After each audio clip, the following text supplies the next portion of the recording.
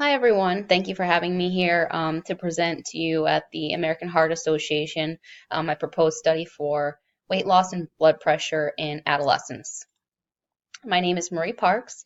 I've been in the dietary supplement industry for about 8 years. As you can see, I did my undergrad at Cornell University, and that's how I got into nutrition, was when I ran competitively, and since then I've done 5 marathons. I'm about to be finishing up my master's in applied nutrition through the University of New England.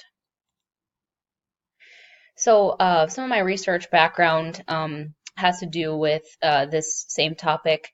Um, I've designed multiple studies and taken part in the development and uh, giving out seminars on things like college weight gain prevention and wellness programs for different communities based on a needs assessment. So, related to this specific study, I've already designed one on hypertension and magnesium's used for management. And I recently developed a campaign called Stand Up for Your Heart and a blog called Heart Health Rising, which is designed for preventing heart disease in office workers. So the purpose of this study is to answer the question, does weight loss reduce blood pressure in overweight or obese adolescents? So why I thought the American Heart Association would be interested in this particular study, first of all, is that the findings correlate with your mission, which is to build healthier lives free of cardiovascular diseases and stroke. Currently, there is only research really on the effect of weight loss and blood pressure in adults. There's few studies done on adolescents, and the ones that do have a wide variety of methodologies and conflicting results. Um, there are many different life-shortening consequences due to hypertension, but particularly in the adolescent population, the concern is left ventricular hypertrophy, which can cause organ damage and even further increase their risk for cardiovascular disease-related deaths. The healthcare costs of hypertension for adolescents is about 3 times more than those with normal blood pressure. And hypertension in adolescents is on the rise, particularly within the past 2 decades. And since it used to be rare in children, it was considered an adult onset disease until more recently. So a little bit of background before getting into the study details.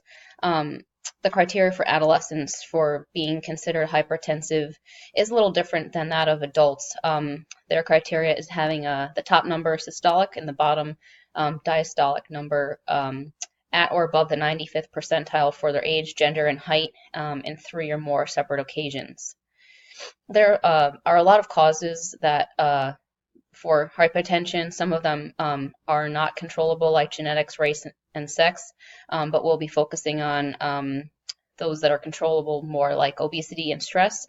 And there are other causes like kidney function, etc. Some of the consequences of hypertension, like we mentioned already, the left ventricular hypertrophy. There are many others, for example, chronic kidney disease and stroke. So, as determined by statistical software for obtaining significance, there'll be a total of 300 subjects. 100 will be in each group, as there'll be 3 groups. There will be high school adolescents between the ages of 13 and 18. They will be classified as either overweight or obese and in the prehypertensive range. They have to have access to a smartphone and computer with internet at least 1 time per week. And we will not be including subjects that were diagnosed with and or are taking medications for hypertension or other cardiovascular disease or mental illness. The recruitment will take place in 5 large school districts in upstate New York based on their demographics and household income. The students are coming from more affluent households.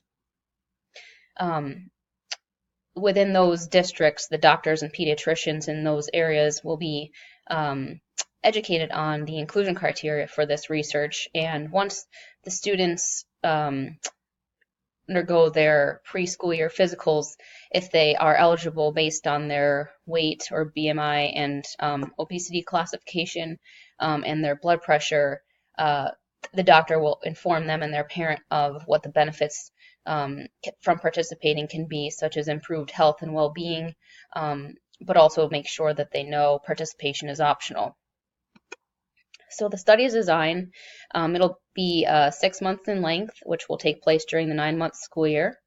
It'll be single blind, so only the researchers will know which subjects are in which groups, whereas the subjects will be under the impression that they're taking part in a nutrition education program to help them obtain a healthy weight. So the subjects will be randomized to one of 3 groups. They'll either be undergoing a 500 calorie per day deficit or a 250 calorie per day deficit plus another deficit of 250 calories by burning them through exercise. And then the third will be the control group, and they'll just be continuing the regular diet. And these amounts of calories were based on 3,500 calories making up a pound. So theoretically, 1 pound should be lost per week. And I wanted to mention that subjects will be closely monitored to ensure that they don't lose too much weight and that they don't lose weight too quickly. So all subjects will be undergoing an intervention, which is a biweekly nutrition education webinar. There'll be 3 different versions that are designed specifically for each group to help the subjects understand how to adhere to their group's requirements. The control group will receive just basic nutrition education without emphasis on calorie reduction or exercise. And these will be pre-recorded and interactive, so there'll be mini quizzes that will help with attention and retention of the information. And then after the webinar, each subject will follow up with a Skype meeting with a nutritionist. This will mainly be to assess adherence and address any issues, questions, or concerns they have. Both of these will be 15 to 30 minutes, so 30 to 60 minutes total. So there'll be other forms of data collection. Prior to the study beginning, the subjects will be provided with and trained on how to use a calibrated electronic scale and a blood pressure cuff, along with Vitality software. This software has a website, smartphone app, and sensors that are integrated into the phone. Even though it was designed originally to monitor risk factors for dementia, since it does provide measures of blood pressure and activity level, it's particularly useful for helping answer our research question. So on a weekly basis, subjects will take and upload their weight, blood pressure, and photos of at least 1 day of food intake. On a monthly basis, they will do an online food frequency questionnaire to help us get a better understanding of what foods they're eating, and this will also help with assessing adherence to their group's criteria. And then there will be 3 measurements for these collections: baseline, 3 months, and 6 months. The students will be called to the nurse's office to obtain a weight and blood pressure reading. This will be done by a trained member of the research team, just to help reduce the self-measurement errors that can occur from the weekly data reports. And then they will be also at this time filling out a body image disturbance questionnaire, and this is just to help to get additional information to see if there's relationships between weight and blood pressure with sociability, anxiety, and self-esteem. And then for analyzing the data, statistical tests will be used. There'll be 3.